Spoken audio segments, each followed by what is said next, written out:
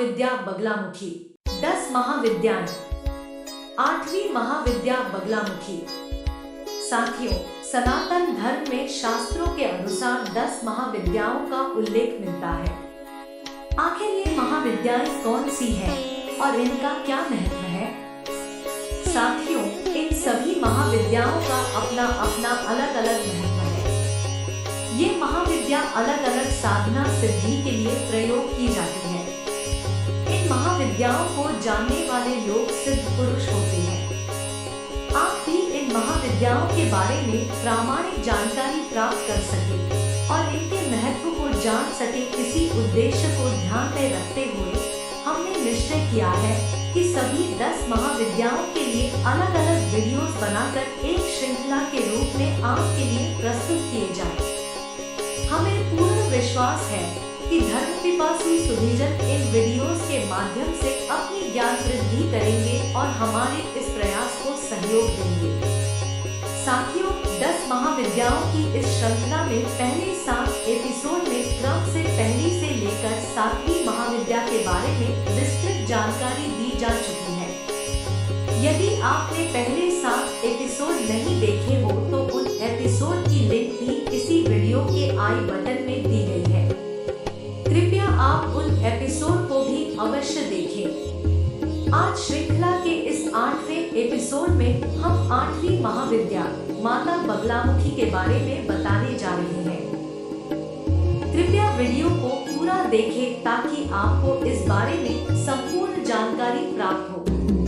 तो चलिए करते हैं शुरुआत महाविद्याओं की श्रृंखला के इस 8वें एपिसोड की, अर्थात माता बगलामुखी महाविद्या की। साथियों, व्यष्टि रूप में शत्रुओं को नष्ट करने की इच्छा रखने वाली तथा समष्टि रूप में परमात्मा की संहार शक्ति ही बगला है। पीतांबरा विद्या के नाम से विख्यात बगलामुखी की साधना प्रायः शत्रु भय से मुक्ति और वाक सिद्धि के लिए की जाती है। इनकी उपासना में हरिद्रामाला, पीत पुष्प एवं पीत वस्त्र का विधान है।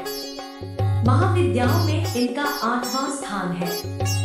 इनके ध्यान में बताया गया है कि ये सुधा समुद्र के मध्य में स्थित मणिमय मंडप में रत्नमय सिंहासन पर विराज रही है। ये पीत वर्ण के वस्त्र, पीत आभूषण तथा पीले पुष्पों की ही माला धारण करती है। इनके एक हाथ में शत्रु की जिह्वा और दूसरे हाथ में मुद्गर है। स्वतंत्र तंत्र के अनुसार भगवती बगलामुखी के प्रादुर्भाव की कथा इस प्रकार है। सत्ययुग में संपूर्ण जगत को नष्ट करने वाला भयंकर तूफान आया।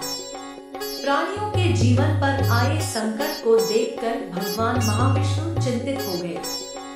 वे सौराष्ट्र देश में हरिद्रा सरोवर के समीप जाकर भगवती को प्रसन्न करने के लिए तप करने लगे। श्रीविद्या ने उस सरोवर से बगलामुखी रूप में प्रकट होकर उन्हें दर्शन दिया तथा विध्वंसकारी तूफान का तुरंत स्तंभन कर दिया। बगलामुखी महाविद्या भगवान विष्णु के तेज से युक्त होने के कारण वैष्णवी है। मंगलवार युक्त चतुर्दशी की अर्धरात्रि में इनका प्रादुर्भाव हुआ था।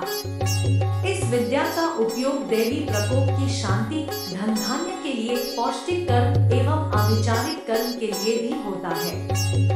यह भेद केवल प्रधानता के अभिप्राय से है, अन्यथा इनकी उपासना भोग और मोक्ष दोनों की सिद्धि के लिए की जाती है।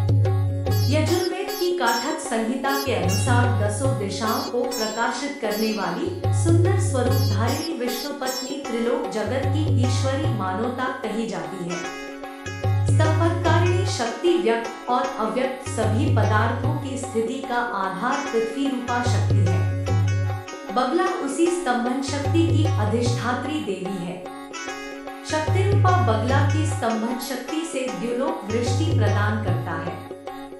उसी से आदित्य मंडल ठहरा हुआ है और उसी से स्वर्गलोक भी स्तंभित है। भगवान श्री कृष्ण ने भी गीता में विष्टभ्यामिदं कृत्स्नमेकांशेन स्थितो जगत कहकर उसी शक्ति का समर्थन किया है। तंत्र में वही स्तंभन शक्ति बगलामुखी के नाम से जानी जाती है। श्री बगलामुखी को ब्रह्मास्त्र के नाम से भी जाना जाता है। ऐहिक या पारलौकिक देश अथवा समाज में दुखद अरिष्टों के दमन और शत्रुओं के शमन में बगलामुखी के समान कोई मंत्र नहीं है। चिरकाल से साधक इन्हीं महादेवी का आश्रय लेते आ रहे हैं। इनके बलवामुखी, जातवेदमुखी, उल्कामुखी, ज्वालामुखी तथा बृहद्भानुमुखी 5 मंत्र भेद हैं। कुंडिका तंत्र में बगलामुखी के जप के विधान पर विशेष प्रकाश डाला गया है। मुंडमाला तंत्र में तो यहाँ तक कहा गया है कि इनकी सिद्धि के लिए नक्षत्रादि विचार और कालशोधन की भी आवश्यकता नहीं है। बगला महाविद्या ऊर्ध्वामनाय के अनुसार ही उपास्य है। इस आमनाय में शक्ति केवल पूज्य मानी जाती है, भोग्य नहीं। श्रीकुंड की सभी महाविद्याओं की उपासना गुरु के सानिध्य में रहकर सतर्कता पूर्वक सफलता की प्राप्ति होने तक करते रहना चाहिए। इसमें ब्रह्मचर्य का पालन और बाहर भीतर की पवित्रता अनिवार्य है। सर्वप्रथम ब्रह्मा जी ने बगला महाविद्या की उपासना की थी। ब्रह्मा जी ने इस विद्या का उपदेश संकादित मुनियों को किया। सनत कुमार ने देवर्षि नारद को और नारद ने सांख्यायन नामक परमहंस को इसका उपदेश किया। सांख्यायन ने 36 पटलों में उपनिबद्ध बगला तंत्र की रचना की। बगलामुखी के दूसरे उपासक भगवान विष्णु और तीसरे उपासक परशुराम हुए तथा परशुराम ने यह विद्या आचार्य द्रोण को बताई। तो ये थी 8वीं महाविद्या माता बगलामुखी के बारे में एक संक्षिप्त जानकारी। दोस्तों, हमें विश्वास है कि आपको यह महत्वपूर्ण जानकारी अत्यंत उपयोगी लगी होगी। यदि यह जानकारी आपको अच्छी लगी हो तो कृपया इसे अपने मित्रों और परिवार के सदस्यों के साथ शेयर करें। कृपया अपने कमेंट्स हमें कमेंट बॉक्स के माध्यम से अवश्य भेजें।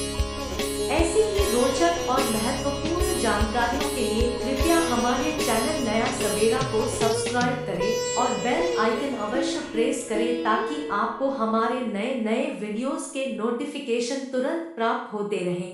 धन्यवाद।